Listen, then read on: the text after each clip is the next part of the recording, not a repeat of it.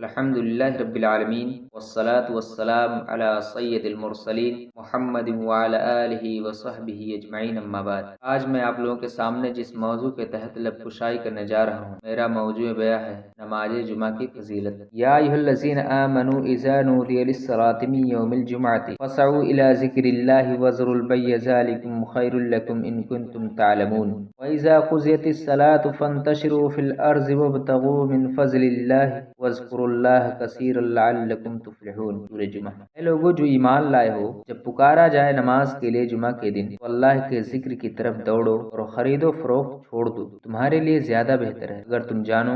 جب نماز پوری ہو جائے تو زمین میں پھیل جاؤ اور اللہ کا فضل تراش کرو اور اللہ کی کثرت سے یاد کرتے رہو، شاید کہ تمہیں فلاح نصیب ہو جائے۔ یوں تو سارے ہی دن اللہ تعالیٰ کے بنائے ہوئے ہیں، مگر جس طرح اللہ نے اپنے بندوں میں سے بعض کو بعض پر فضیلت عطا کی ہے، اسی طرح جمعہ کے دن کو باقی ایام پر فضیلت عطا کی ہے۔ اسی لیے جمعہ کا دن سید الایام کہلاتا ہے۔ حضرت ابو ہریرہ رضی اللہ عنہ روایت کرتے ہیں کہ جناب رسول اللہ صلی اللہ علیہ وسلم نے فرمایا، سب سے بہترین دن جمعہ کا دن ہے۔ اسی دن حضرت آدم علیہ السلام کو پیدا کیا گیا، اسی دن وہ جنت میں داخل کیے گئے، اسی دن وہ جنت سے نکالے گئے اور قیامت بھی جمعہ کے دن برپا ہوگی۔ اسی مفہوم کی ایک مفصل حدیث حضرت ابو البابا بدری سے مروی ہے کہ جناب رسول اللہ صلی اللہ علیہ وسلم نے فرمایا، اللہ تعالیٰ کے نزدیک تمام دنوں کا سردار اور عظمت والا جمعہ کا دن ہے۔ اللہ تعالیٰ کے نزدیک اس کی عظمت یوم عید اور یوم اضحیٰ سے بھی بڑھ کر ہے۔ جمعہ کے دن کی 5 خصوصیات ہیں۔ نمبر 1، اس دن اللہ تعالیٰ نے حضرت آدم علیہ السلام کو پیدا کیا۔ اسی دن اللہ نے حضرت آدم کو زمین پر بھیجا۔ نمبر 3، اسی دن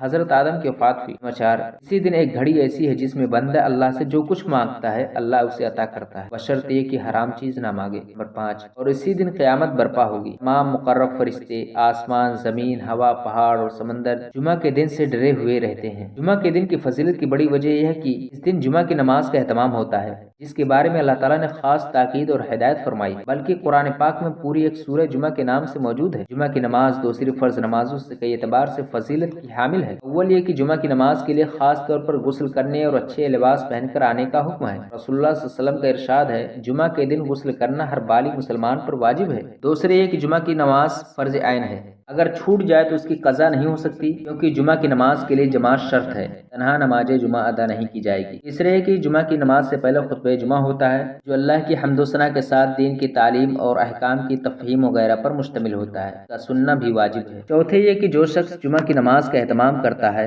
حق تعالیٰ اس کے اگلے جمعہ تک اس کے گناہ معاف کر دیتا ہے۔ اللہ کے رسول صلی اللہ علیہ وسلم نے ارشاد فرمایا، جو شخص جمعہ کے دن غسل کرتا ہے اور حسب استطاعت پاکیزگی حاصل کرتا ہے، تیل لگاتا ہے، خوشبو استعمال کرتا ہے، پھر مسجد روانہ ہوتا ہے اور 2 بیٹھے ہوئے نمازیوں کو الگ نہیں کرتا، تو اس کی جتنی توفیق ملتی ہے سنت نماز پڑھتا ہے، پھر خاموشی کے ساتھ امام کا خطبہ سنتا ہے، اللہ تعالیٰ اس جمعہ سے لے کر اگلے جمعہ تک اس شخص کا گناہ معاف کر دیتا ہے۔ ایک دوسری روایت میں ہے کہ رسول اللہ صلی اللہ علیہ وسلم نے فرمایا، 5 نمازیں اور جمعہ کی نماز اگلے جمعہ تک اور رمضان دوسرے رمضان تک گناہوں کو ختم کرنے والا ہے، بشرط یہ کہ کبیرہ گناہ کا ارتکاب نہ کیا جائے۔ اس کے برخلاف جو شخص جمعہ کی نماز کا اہتمام نہیں کرتا، غفلت اور سستی برتتا ہے، اللہ تبارک و تعالیٰ اس کے دل پر مہر لگا دیتا ہے، اور جس شخص کے دل پر اللہ مہر لگا دے اس کی بدنصیبی کوئی دور نہیں کر سکتا، کہ حالت منافقوں جیسی ہو جاتی ہے۔ چنانچہ رسول اللہ صلی اللہ علیہ وسلم نے ارشاد فرمایا، لوگ جمعہ کی نماز چھوڑنے سے باز رہیں، ورنہ اللہ ان کے دلوں پر مہر لگا دے گا، پھر وہ غافلوں میں سے ہو جائیں گے۔ مسلمانوں کی اکثریت جمعہ کی نماز پڑھتی ہے، اگر سب لوگ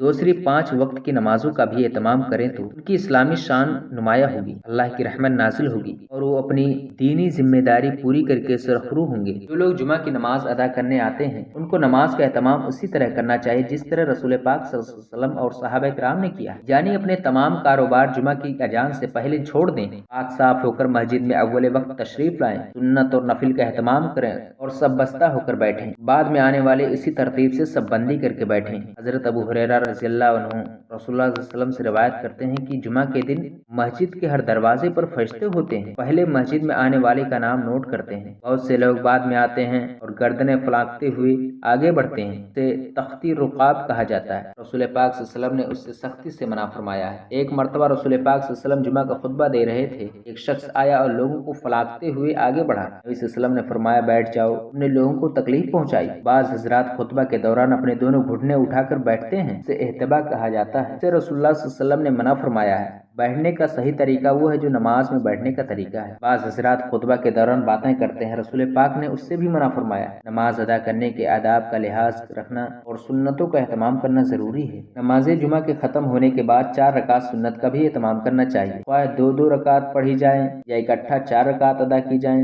جو لوگ نماز جمعہ ختم ہوتے ہی چلے جاتے ہیں، اگر وہ مسجد میں سنت ادا نہ کر سکیں تو اپنے گھر پر جا کر ضرور ادا کریں، کیونکہ رسول پاک صلی اللہ علیہ وسلم کا ارشاد ہے، جب تم جمعہ کی نماز ادا کر لو اس کے بعد 4 رکعت نماز پڑھو۔ جمعہ کا دن دعا کی قبولیت کا دن ہے۔ اس دن اعمال صالحہ کے ساتھ دعا کا اہتمام کرنا چاہیے۔ نبی صلی اللہ علیہ وسلم کا ارشاد ہے، جمعہ کے دن میں ایک ایسی گھڑی آتی ہے کہ بندے مسلم اس وقت اللہ تعالیٰ سے جو بھی خیر کی دعا کرتا ہے اللہ اسے قبول کر لیتا ہے۔ دعا کے ساتھ اس دن نبی صلی اللہ علیہ وسلم پر درود بھیجنے کا بھی التزام کرنا چاہیے، جیسا کہ رسول پاک صلی اللہ علیہ وسلم کا ارشاد ہے، تمہارے دنوں میں جمعہ کا دن بہترین ہے، اس دن تم مجھ پر کثرت سے درود بھیجو کیونکہ تمہارا درود مجھ پر پیش کیا جاتا ہے۔ مختصر یہ ہے کہ جمعہ کا دن گناہوں، فضائل اور محاسن کا حامل ہے، اسے تمام دنوں سے زیادہ اہمیت کے ساتھ گزارنا چاہیے۔ اس دن پاکیزگی، نماز جمعہ، درود اور اعمال خیر کا اہتمام کرنا چاہیے۔ یہ دن ایسا ہے کہ اس کی مثال دوسری قوموں میں نہیں ملتی۔ دوسری قومیں ہفتہ میں ایک دن چھٹی تو مناتی ہیں، مگر اس طرح عبادت کا، مذہبی اجتماعیت کا اور پاکیزگی کا اہتمام نہیں کرتی۔ اللہ تعالی ہمیں زیادہ سے زیادہ اس دن کے دینی تقاضے ادا کرنے کی توفیق دے، آمین۔